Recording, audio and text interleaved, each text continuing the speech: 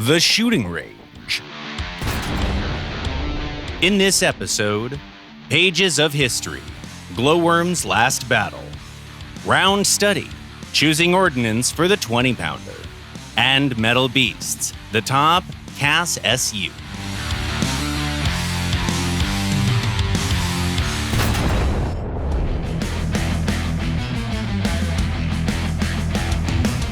In our stories about top planes, we often mention how they're only good in close air support when the enemy air defense has been suppressed.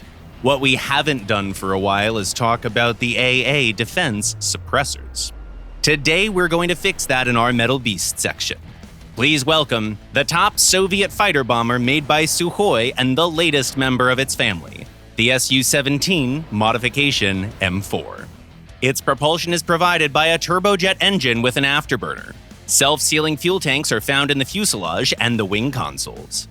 Its fixed armament consists of two 30mm autocannons with a total ammo pool of 160 rounds.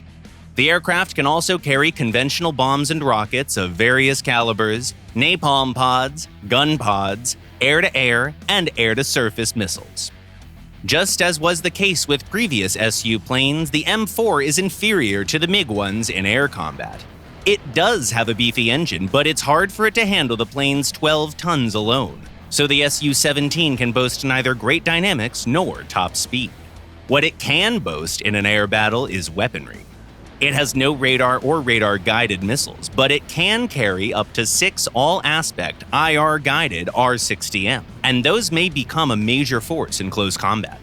Moreover, the aircraft can also load up to 4 23mm gun pods, which turns the Su-17 into a flying gunboat. In all fairness, this would be a doubtful decision. First, it will impact the already inferior flight performance, and second, you'll have to remove 4 missiles for that. So we can't really recommend this loadout as your main one. If you want to have more guns, you'd be better off with only 2 extra pods on external hardpoints and no AAMs sacrificed. Another strong side of this plane is the number of countermeasures. It can't compete with the A-10, of course, but the A-10 with its lacking speed simply wouldn't survive otherwise. This plane can go supersonic, but it still has no less than 268 flares. You can spend ages teasing enemy fighters. This Su feels pretty confident in air battles, but where it truly shines is the mixed ones. Its widest choice of suspended armament will have something for just about any taste. We recommend you go for the Ha-29T missiles first. Their TV seekers allow you to enjoy everyone's favorite launch and forget principle. With a launch distance reaching 13 kilometers, you can avoid going into enemy aircraft defense range. Its speed of Mach 1.8 also prevents some attacks by dangerous enemies. And of course, 150 kilograms of explosives in TNT equivalent is more than enough for any target.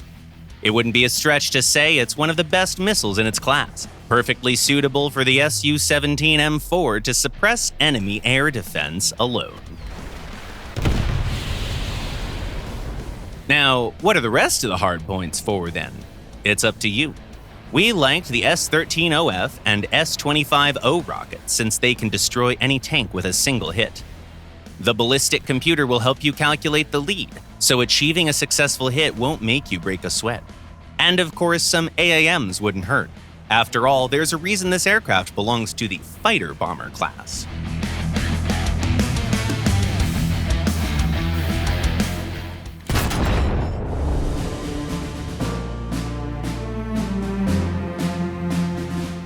In late April 1940, a courier from the International Red Cross delivered a letter to the British Admiralty. At first, no one paid any mind to the document, and no wonder, for they had little time for correspondence. The Germans were conquering Norway, and Great Britain was suffering losses.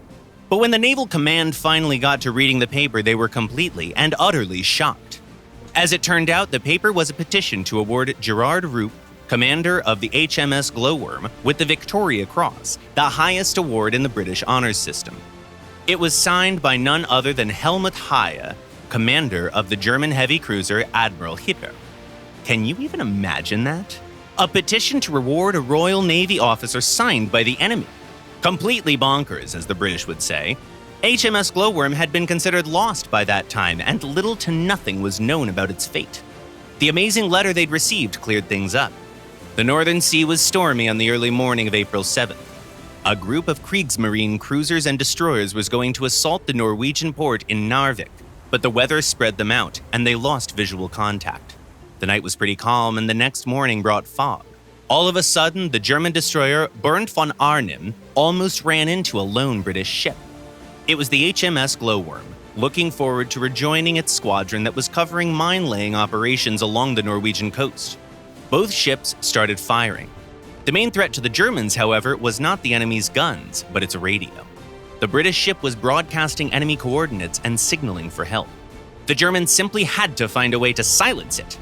The heavy Admiral Hipper soon moved to help von Arnim. Glowworm had no chance against its mighty guns. But to much surprise among the cruiser crew, the British ship had no plans to retreat. It was still pursuing the German counterpart when it spotted Hipper, then turned and attacked the newcomer. The first few salvos from the German cruiser missed. The sea was pretty rough and visibility was low. Glowworm got closer and sent a pack of torpedoes at Hipper. Fortunately for the latter, they spotted the attack on time and barely had enough time to maneuver, letting the torpedoes pass just a few meters from the sides. They fired back, and Glowworm's radio was gone in flames. The destroyer was finally silenced, but far from giving up. 5 more torpedoes were sent at the German ship, and missed again. After that miss, HMS Glowworm had to endure the entire might of the German naval artillery. No maneuvers or smoke screens could save it. Its last 2 torpedoes, launched randomly, hit no ship either. It seemed like the end. Only Captain Helmut Haie could not believe his own eyes. Enveloped in flames, Glowworm made a turn and was pushing closer. With all its possible speed, it was going for a ramming. Maybe they should take some evasive action. No way. The insane Brit was seeing right through any evasive action. Getting closer and closer. Bam! What a terrible sound it must have been. The destroyer's nose cut a deep, jagged wound in Hipper's side.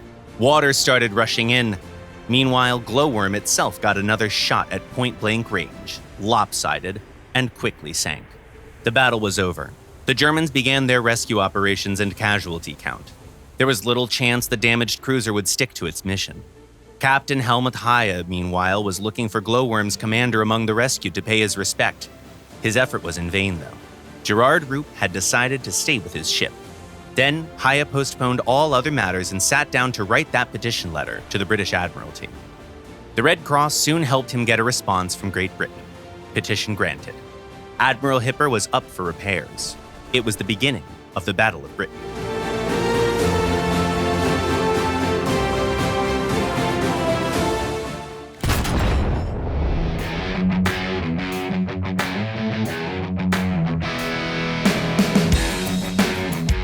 The 20-pounder is one of the most widespread British cannons in the game. It has 2 main types of rounds available to it, solid shot and discarding sabot ones.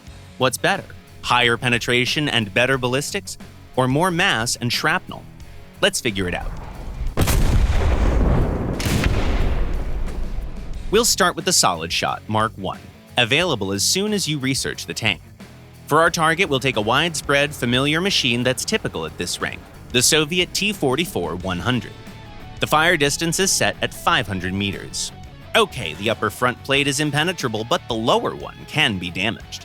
Still, it only makes sense to aim at it if your target is above you, since this way, the projectile will be moving up and the shrapnel will go through the entire combat compartment, ensuring the tank is taken out for good. In all other situations, shoot at the turret. Penetrating it will most likely damage the gun breech and the turret drive, as well as hit 2 crew members.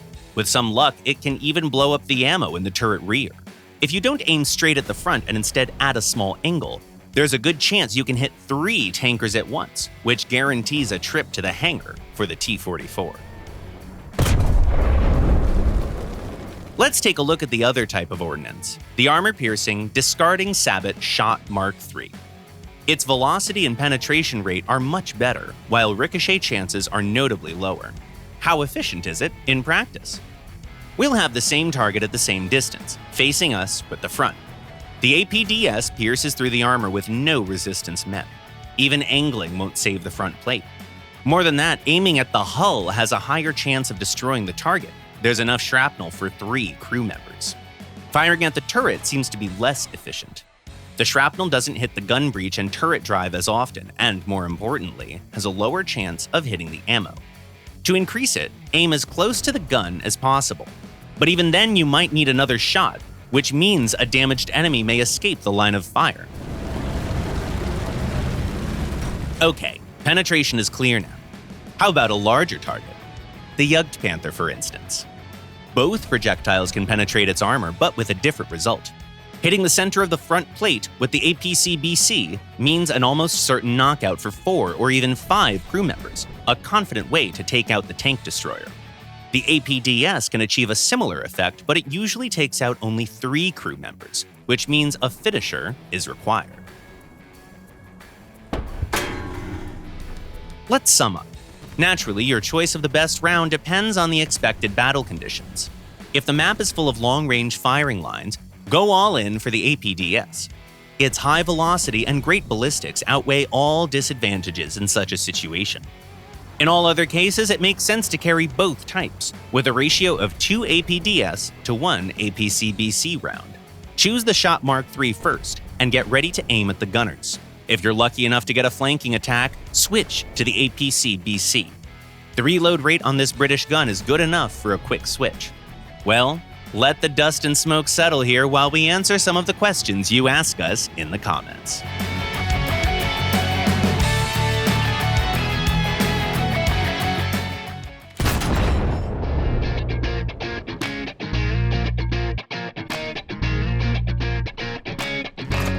The first question was sent by a player called Vasilis Haralabous. If I have my gunner killed and replaced, will the replacement behave as a starter gunner? Hi, Vasilis. Replacement crew members have the same skills as the replaced ones. Some dude asks, how can I place markers for my squad mates without opening the map? Hi, dude. The key you need is found in Controls, Common, Basic. It's called Set Target for Squad. Another question comes from Airman. What are the best rockets or bombs? Hey, Airman. It depends on the situation and your target. For instance, rockets are amazing against open-top anti-air guns. Even a direct hit isn't required. Bombs, however, are much more convenient to use against tanks. In top-tier battles, guided missiles are preferable thanks to their high velocities. They approach their targets quicker, which means less time spent by the carrier inside the enemy air defense range. Still, even in top-tier battles, bombs may be pretty useful thanks to their explosive mass, like when you approach a tight group of enemy tanks. That one RAOT guy writes, why can't the F-104 S.ASA bring 3 or 4 AS-speed missiles on its pilots? Hi there. There's no reason to believe that the Starfighter won't be able to take off or fly with this load. The limit has to do with its fire control system. It's only capable of handling 2 radar-guided missiles. And the last comment for today was written by the EVist. I lost my user skin folder and I thought if I reinstall War Thunder, it'll come back. But it didn't. Is there a way to get it back? Hello! It's true, the user skins folder isn't there by default. If you want it to appear, choose any vehicle, open the customization menu, and press Create User Skin Sample Files in the Game folder. The folder should be there now. Check it out. That's it for today. You've been watching The Shooting Range by Gaijin Entertainment, and the next episode will premiere the following Sunday at 4 p.m. GMT or noon Eastern Time. Subscribe and click the bell if you don't want to miss our next videos. Don't forget to water and feed, fuel and load your tanks and trucks. Leave a like, share your thoughts and comments, and see you next week.